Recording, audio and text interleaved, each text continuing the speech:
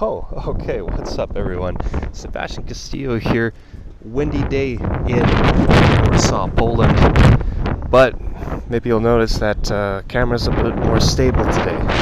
So the supermarket is like $2, so it's a lot cheaper. Keeps the camera a lot more centered. I don't know if you can see it from back the clock tower. I don't even know what it's called. I'm really not much of a history buff or anything like that. You guys know why I travel and what I'm here for, and I don't pretend to have any other motives for that. Now, what I wanted to make this video about today actually is regarding thinking ahead at where you want to be and what that version of you knows in terms of knowledge and skills. Okay, I've touched on these kinds of things before. The reason I'm talking about it today is because some of you know I turned 30 this year. And for a lot of guys, that tends to be a pretty big wake-up call because the clock is ticking. You know, you're not in your 20s anymore. Certain things are expected of you, either by society or by friends and family, by women that you want to date, even things that you would have expected of yourself, hopefully, right? And so I was sitting down, I was taking stock of the things that I've done in my 20s, both the good things and the bad things. And I also started to think about some of the other people who I've encountered along the way. Some people who are, particularly noteworthy, people who you could look up to. They've accomplished something. They have certain skills and knowledge that are worth something, that set them apart. And I thought to myself, okay, well, you can't turn back the clock, right? You can't go and be 15, 16, 18, 20 again. We'd all love to be able to do that and take all of the knowledge that we've got and transfer it to who we were before and just do it over again. I'm sure we could have all gotten it much further ahead, much faster, but obviously that's not how it works. What we can do is acknowledge, okay, cool, so I'm here right now. I've got today, I've got this hour, I've got this day, and I can choose to do things differently, right? And that involves thinking ahead and mapping out, not just financially.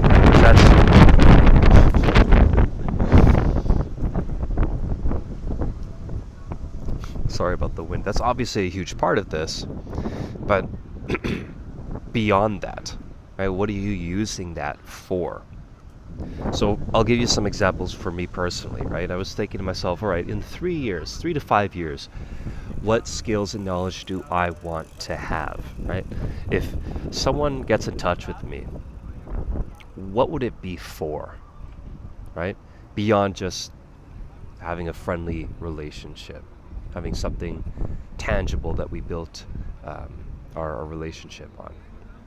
Well, there's some things like being able to speak different languages, right? In my 20s, I definitely started taking steps towards this, but I didn't really take it as seriously as I should have, because learning languages is really hard for a lot of people, and it's pretty low ROI too, right?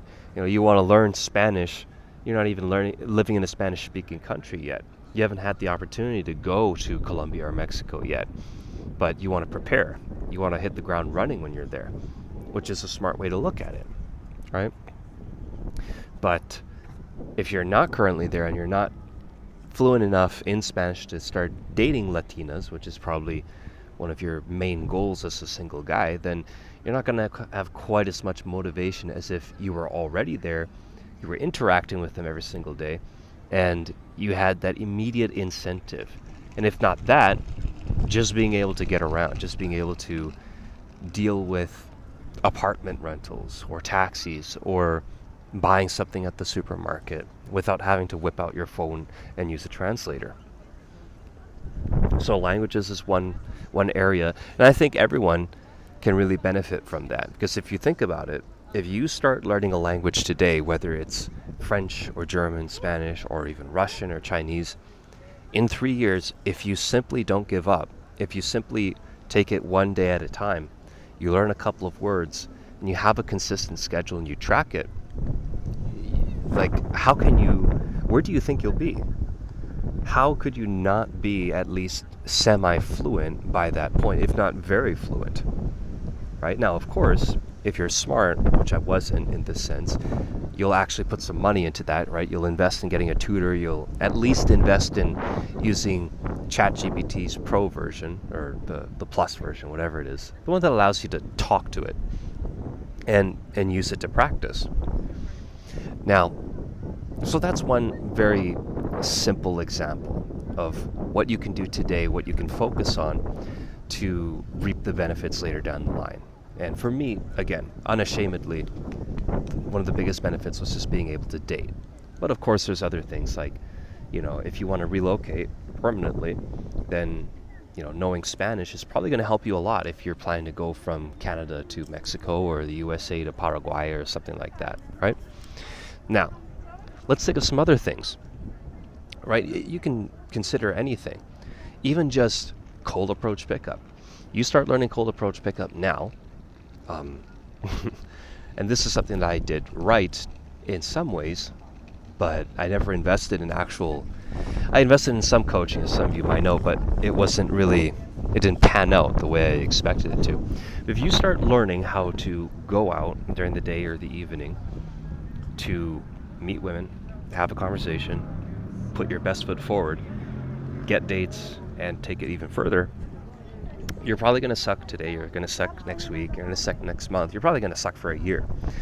But 3 years, where do you think you'll be? Would it be crazy to say that you'll be at least fairly competent within that time frame? Right? So this is the power of thinking ahead. And, people have written books on this. Your mom probably even told you something like this before too. And these are very simple concepts to grasp.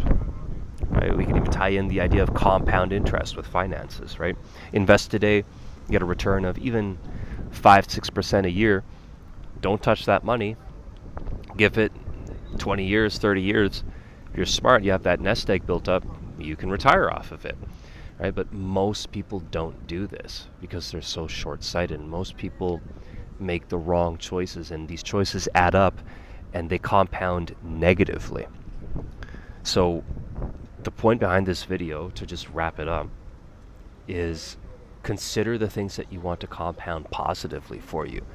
It could be, my suggestions would be a language and cold approach pickup, as well as going to the gym, right? Building up your muscle, learning how to eat properly, staying fit. Look at it, that's a much better view. Learning how to make money through sales, through some kind of entrepreneurial venture, because that's probably going to take a lot longer than you think it will as well. Right? That's another issue that I had. On social media, they make it look so easy. Fact of the matter is, if you even make a few $1,000s a month from the internet, and you don't have an official W-2 job, a salaried 9-to-5 expectation, that is a huge accomplishment. Right? Now, of course, you can definitely go a lot further than that. It is windy today. Right? So that's something. To add some more to the list for me personally, I've been saying I want to learn how to do some kind of martial arts, but I just haven't had the setup to do that for a while because I was traveling so much during the last 2 years, basically. And then there's dancing, right? You may not want to be a champion salsa dancer, but if you can go and walk into a club or any kind of social event and you can start dancing confidently, you're going to suck today, you're going to suck next week, but give it a few years. Again, is it crazy to say that you're going to be pretty good at it? And that's going to be something unique. That's going to be something that even if someone, you might be in this position yourself right now, you might have seen someone go out and do that and think to yourself, man, I wish I could. Oh, but it's going to take so long. Well, start now because you're not getting any younger. So it's nothing complicated. It's nothing too out of this world. Right? Again, you've probably heard of something like this before. There's a book called The Slight Edge, which literally is just about this. But people read these books because they want to get motivated to do these things, right? And they want to kind of feel like they're on the right track. They want reassurance.